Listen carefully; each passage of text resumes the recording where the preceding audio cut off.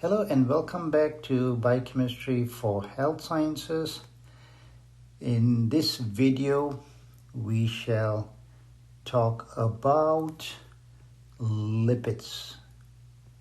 We talked about carbohydrates in the previous videos, and we saw that carbohydrates are very important for fuel. And later we'll talk a lot more about this, the importance of glucose that works as fuel, which provides energy to us for our cells.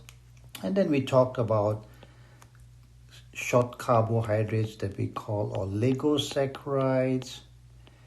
And these oligosaccharides are basically very good in identification molecules, ID, which is very important for molecular recognition.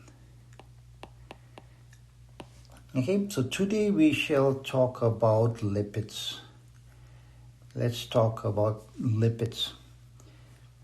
So in lipids, we have a variety of biomolecules, subclasses, triglycerides, amphiphilic lipids, steroids, eicosanoids, and waxes. So all of these subclasses belong to this major class that we call lipids. So in this video, we shall talk about fatty acids. Okay, as you can see, fatty acids are a component of triglycerides. So you see the fatty acid here. So they're part of building block. They're part of triglycerides. They are part of amphiphilic lipids. So one of these tails that you see here, or in some cases, both the tails are fatty acids. So they can be also part of amphiphilic lipids. Cholesterol, for example, in cholesterol, you can have a fatty acid attached to cholesterol. So fatty acids can also be part of steroids. Eicosanoids are actually derived from fatty acids. So you can see this is a fatty acid. And in waxes, again, one of the building blocks is fatty acids. So you can see fatty acids are found in a variety of lipids. So let's talk about these chemicals that we call fatty acids. So what is a fatty acid? Just some basic chemistry first. A fatty acid is a chemical, an organic chemical that has a carboxyl group. Joined to that carboxyl group is an alkyl group. That's what the organic chemists call this, right? So an alkyl to which is attached a carboxyl group. As you know, carboxyl group can be drawn like this or simply as COOH. There are different types of fatty acids.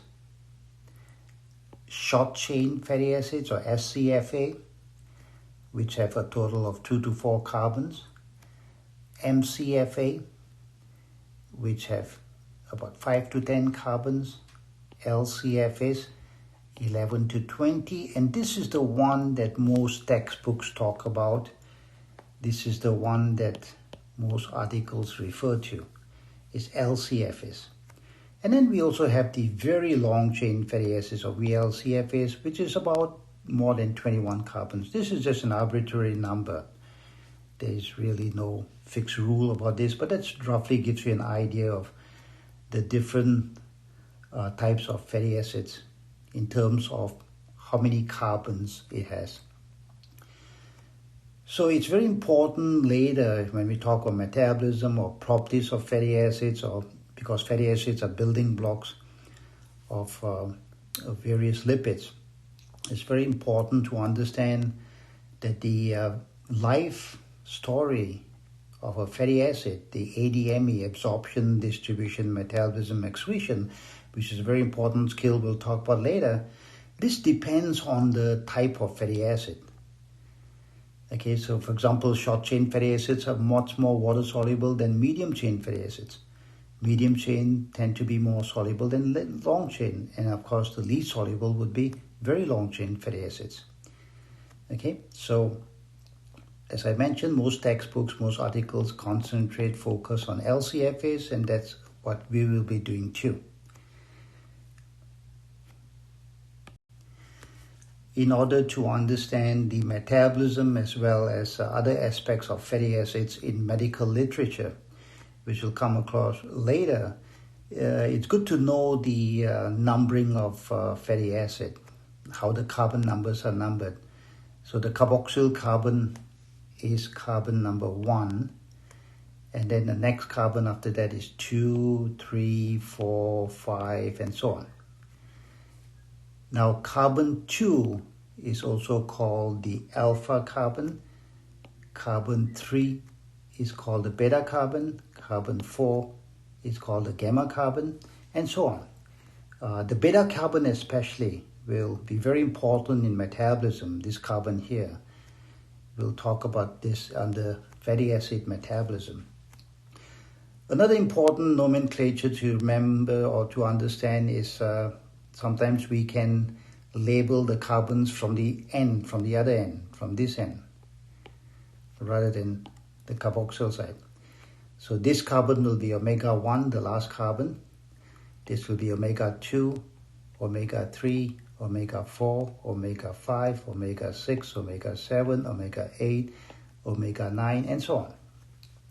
So that's another convention that is often used in medical literature. A few more important definitions about fatty acids. One is, what's the difference between saturated and unsaturated fatty acid? So basically a saturated fatty acid does not have any double bonds. An unsaturated fatty acid must have at least one double bond, and you can see the carbon-carbon double bond here. So there are some examples here of saturated and some examples here. We'll look at a few examples of unsaturated, such as oleic acid. Monounsaturated just means there is only one double bond. There's only one double bond. And we'll look at examples of unsaturated fatty acids that have more than one double bond. Now, this is a very important concept.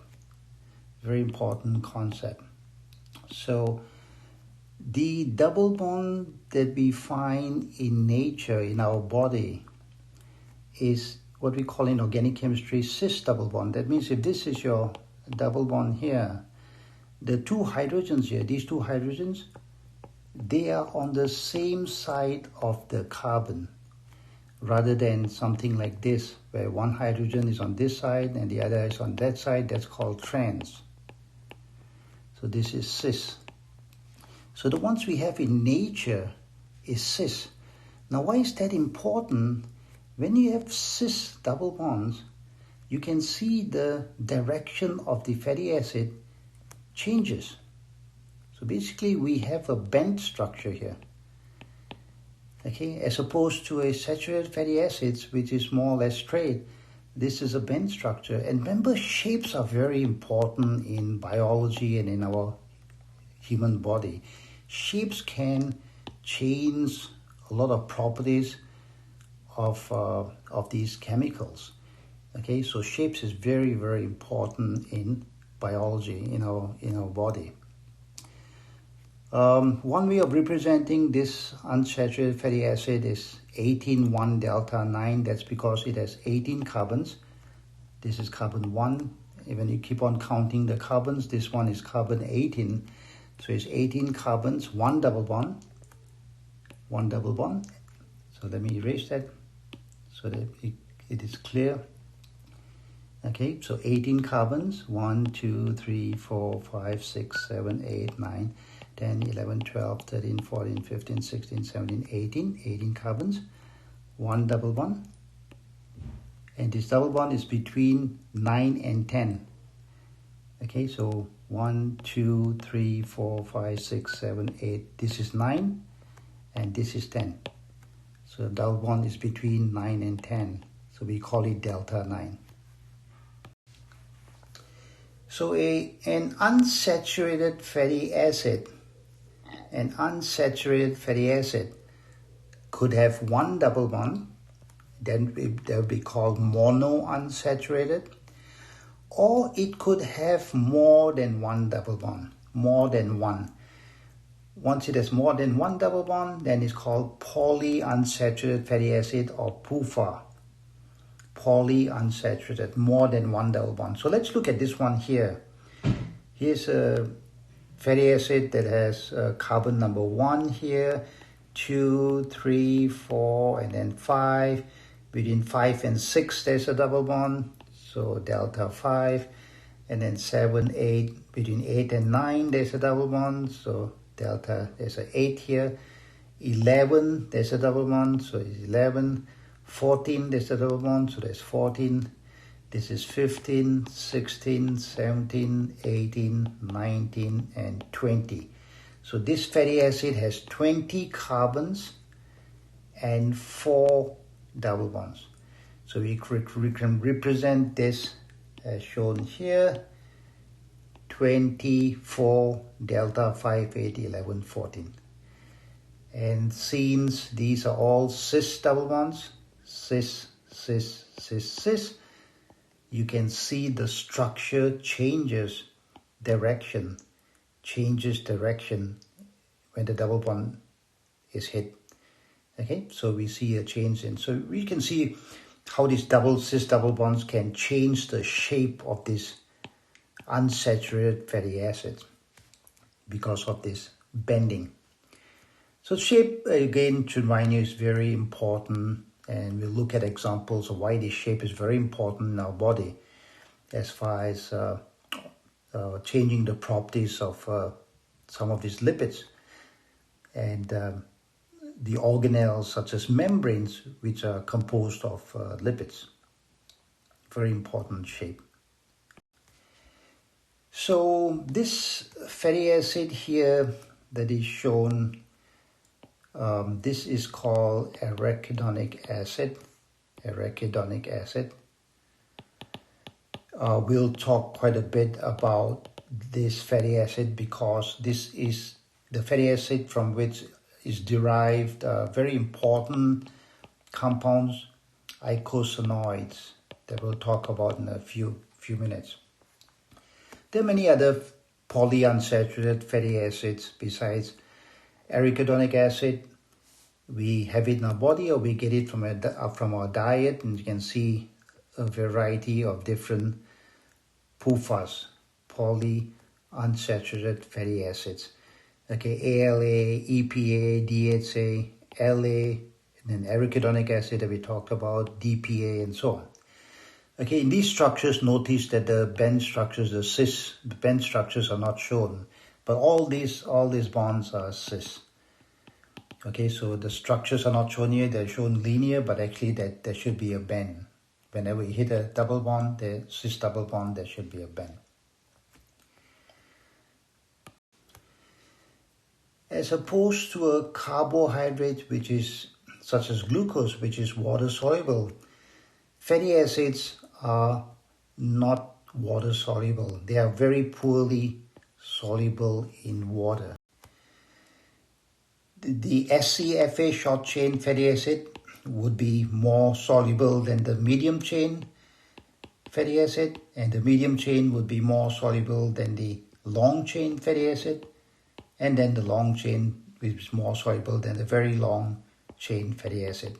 So clearly, because of number of carbons, the solubility of fatty acids decrease with increasing alkyl chain lengths. So if they're not soluble in water, how are they transported in the bloodstream? Now, glucose is very soluble, so it simply dissolves in the bloodstream. But fatty acids or any chemicals are not soluble. They have to be bound to proteins. So we'll talk about this under metabolism. fatty acids they actually travel in the bloodstream bound to the protein that we call albumin. Albumin is very water soluble. So basically albumin carries this fatty acid along with it in the bloodstream. Another important difference between monosaccharides, carbohydrates that we talked about. Now we can join monosaccharides and form disaccharides and then eventually polysaccharides. So basically monosaccharides are monomers for larger carbohydrates that we call polymers, but not fatty acids. Okay, they are fatty acids, the lipids are not polymers. Okay, so fatty acid is not a monomer. We don't combine fatty acids to form polyfatty acids. Okay, so we don't see that. In our body, we don't have fatty acid polymers. So fatty acid is not a monomer, unlike monosaccharide. So fatty acid is a very important fuel. Very important fuel. Glucose is probably the most important, but second would be fatty acid. Very important fuel. And when we talk about glucose, we mentioned what is a fuel? A fuel is simply a carbon that has one or more hydrogens attached to it. That's a fuel. So you can see the typical carbon in a fatty acid has 2 hydrogens attached to it. Pick any of these, you can see that the average carbon has 2 hydrogens attached to it. Compared to the average carbon in glucose, it has 1 hydrogen attached to it, and it has an oxygen attached to it. When you have an oxygen, means it's slightly oxidized. So basically the average carbon in a fatty acid is more reduced compared to the average carbon in a glucose. So that's why we tend to get more energy from fats rather than from carbohydrates. So the fat, therefore, is because the average carbon is more reduced, while the average carbon in a glucose is less reduced or slightly oxidized. We tend to get more energy when we burn fat rather than fatty acids rather than carbohydrates. Now this is an important concept. It's called packing of fatty acids. So if we took saturated fatty acids, which are alkanes, you can see the saturated fatty acids, we can pack them very closely to one another. Very little empty space. Very little empty space. The less empty space it is, the more solid it is. What's the difference between solid and liquid and gases? Is the amount of empty space. So fats tend to be solid at room temperature because they have less empty space. Okay, so when you pack fatty acids that are saturated, they give the lipid a more solid nature. And this will affect membrane structure when we talk about it in a few minutes, because membranes are made up of these fatty acids. They have a lot of fatty acids in them. Unsaturated fatty acids, on the other hand, if they are cis, double bonds, you can see you cannot pack unsaturated. When you see an unsaturated, there is a bend. So there's a lot of empty space. You see, there's a bend. So that causes the presence of a lot of empty space. So basically the packing is very loose. Very loose packing, more empty space. So this tends to be more of a liquid. Okay, so lipids that have a lot of unsaturated fatty acids, they tend to be liquid at room temperature. Okay, so this ability of unsaturated fatty acids to be more liquid, saturated to be more solid, will affect the consistency of the membrane. And membranes, as you know, form our covering of our cell, our mitochondria, our nucleus, the ER, and so on. So the consistency of a membrane is very, very significantly impacted by the nature of the fatty acid. Okay, saturated tend to make it more solid, unsaturated tends to make the membrane more liquid. So one of the classes of lipids is triglycerides. Triglycerides. So what is a triglyceride? It's basically glycerol, this part glycerol. To the glycerol is attached 3 fatty acids. 3 fatty acids. Okay, tri. So if there are 3 fatty acids, it's tri. If there are only 2 fatty acids, it's di. If there's only 1 fatty acid attached to glycerol, it's monoglyceride. So triglyceride is basically a fatty acid attached to glycerol. And this attachment between the fatty acid and glycerol, so you can see a COOC. This is called the ester bond or the ester linkage. So triglyceride is basically fatty acid esters of glycerol. So when you look at this structure, this is a very hydrophobic, very water-insoluble structure. So it's a very nice form of energy storage, fuel storage, because it doesn't attract water. Unlike glycogen, which attracts a lot of water, triglycerides, whether it's fat or an oil, whether that's a fat or an oil, triglycerides do not attract water because there's nothing for water to like here because everything is so hydrophobic. Okay, so very nice long-term storage of fuel. So since fuel is so critical for energy, so we have glycogen, which is short-term storage, and then we have triglycerides, which is long-term fuel storage. So where these triglycerides stored? They are stored in adipocytes or fat cells. So here is fat cells, and these fat cells are found in all tissues. Okay, very, very common everywhere, and that's important so that they can give the fatty acids into the bloodstream, and then the fatty acids can travel to the cells and give all the cells fuel for energy generation. So triglycerides could be oils. Oils are basically liquid at room temperature, and that's because the oil contains a lot of unsaturated fatty acid. As we mentioned earlier, unsaturated fatty acids give you a looser packing, and they tend to be more liquid. So that's why the oil is more liquid. Fats tend to have fatty acids that are saturated. Saturated are tightly packed, and that makes it more solid. Okay, so basically oils and fats are just triglycerides. So just to summarize, we talked about fatty acids.